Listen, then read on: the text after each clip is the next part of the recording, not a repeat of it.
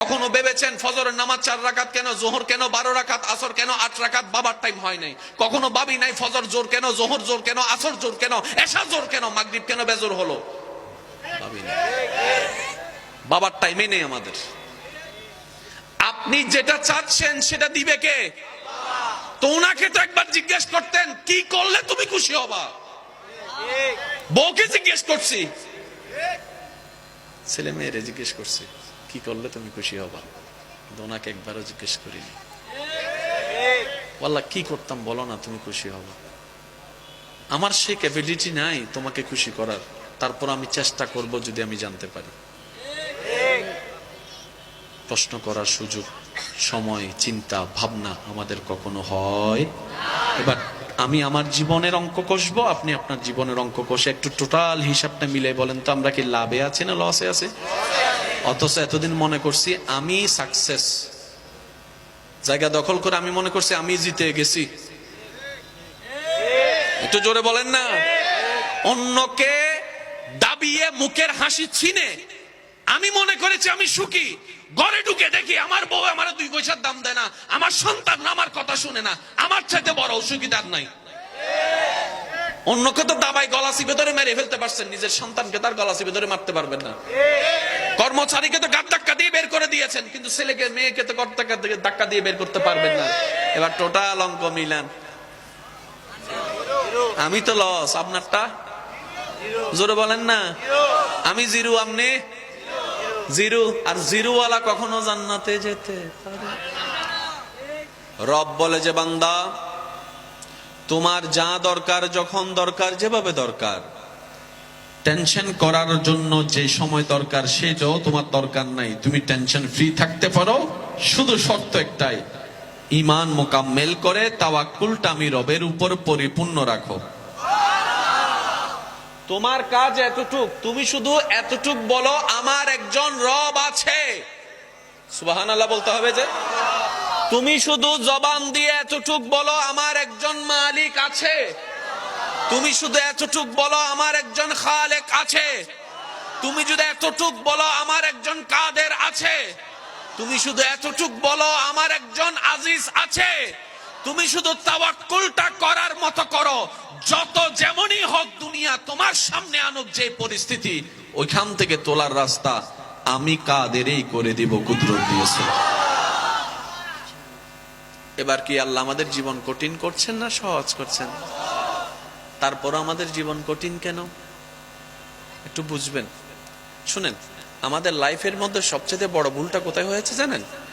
আমরা জানি হাসরের ময়দানে আমাকে আমার সম্পর্কে জিজ্ঞেস করা হবে, আপনাকে আপনার সম্পর্কে জিজ্ঞেস করা হবে। এটা জানার পরও আমি আপনার ভুল খুঁজতে খুঁজতে জীবন কাটাই দিয়েছি, আপনি আমার দোষ ধরতে ধরতে জীবন কাটাই দিয়েছেন। এবার টোটাল হিসাবে আমরা কি লাভে আছি না লসে আছি? আমি তো লসে আছি, আপনারটা আপনি বলেন না, আমরা কি লাভে আছি না লসে আছি? এবার আমি আপনাদের শিক্ষিত সমাজের ভাইদের কাছে একটা জিনিস জানতে চাই, যদি আমার মাইকের আওয়াজ আমার মা বোনেরাও যদি শুনে থাকেন, আমার মা বোনদেরকে আমি অনুরোধ করব একটু খেয়াল করার জন্য। ব্যস্ত সময়ের মধ্যখানে আপনি সারা পৃথিবীতে সব জায়গায় সম্মান পেয়েছেন, কিন্তু ঘরে এসে আপনার 2 পয়সার দাম নাই। শান্তি না অশান্তি? সবাই আপনার কথাই উঠে, সবাই আপনার কথায় বসে, কিন্তু আপনার ছেলেরে ডাইনে বললে সে বামে যায়, আপনার মেয়েরে বামে বললে সে ডাইনে যায়। শান্তি না অশান্তি? আর একটু জোরে বলেন। সবাই আপনার জন্য কলিজা কাইটা খাওয়াই দিচ্ছে, কিন্তু আপনার জামাই আপনাকে ভালোবাসে না। শান্তি না অশান্তি? জোরে বলেন না। সবাই আপনাকে পাওয়ার জন্য পাগল, কিন্তু আপনার বউ আপনাকে 2 পয়সার দামও দেয় না। শান্তি না অশান্তি? তাহলে আপনি সারা দুনিয়া ঘুরে যদি ঘরে ঢুকে শান্তিটা না পান,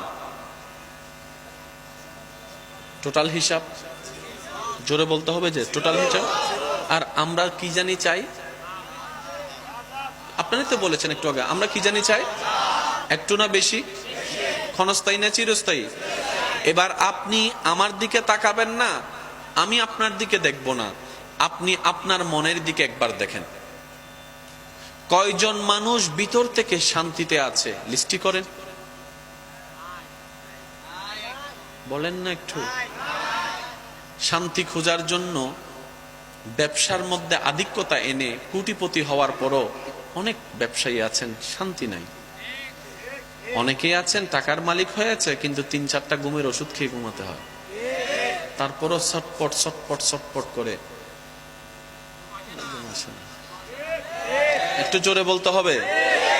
মলায়ম একটা বিছানার মধ্যে শুয়ে আছে, কিন্তু শান্তি নাই, ঘুমও নাই। আর আপনারা জানেন ঘুম না হলে যে কি হয়, কথা বলতে হবে যে। কিন্তু আবার অনেক দেখা যায় মাথার উপর ছাদ নাই, তেমন কোনো আরামের বিছানা নাই, কিন্তু নাক ডেকে দিব্যি ঘুমাচ্ছে। এবার সে কোটিপতি ব্যক্তি, তাকে জিজ্ঞেস করে, দারোয়ানকে জিজ্ঞেস করে, কিরে মামু, তুই যেমন করে ঘুমাস মনে হয় যেন তোর মতো বাদশা আর কেউ নাই, ব্যাপার কিরে? তো ও বলতেছে, স্যার আমার কিছু নাই, টেনশনও নাই।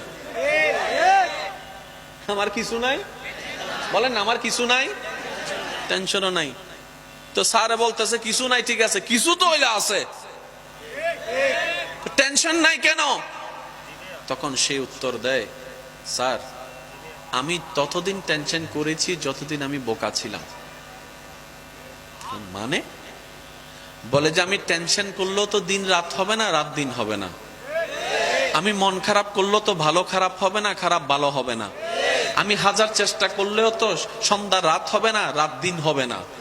সুতরাং আমি যখন থেকে বুঝেছি আমার চাওয়া না চাওয়ায় কিচ্ছু যায় আসে না, আমার রব যতক্ষণ না চাই, সেই দিন থেকে আমি আমার সমস্ত চাওয়াকে রবের দরবারে কুরবানি করে দিয়েছি হাসি মুখে। প্রশান্তির জীবন আমার চলে এসেছে। সুবহানাল্লাহ। আল্লাহ আমাদেরকে একটু বুঝার তৌফিক দান করুন।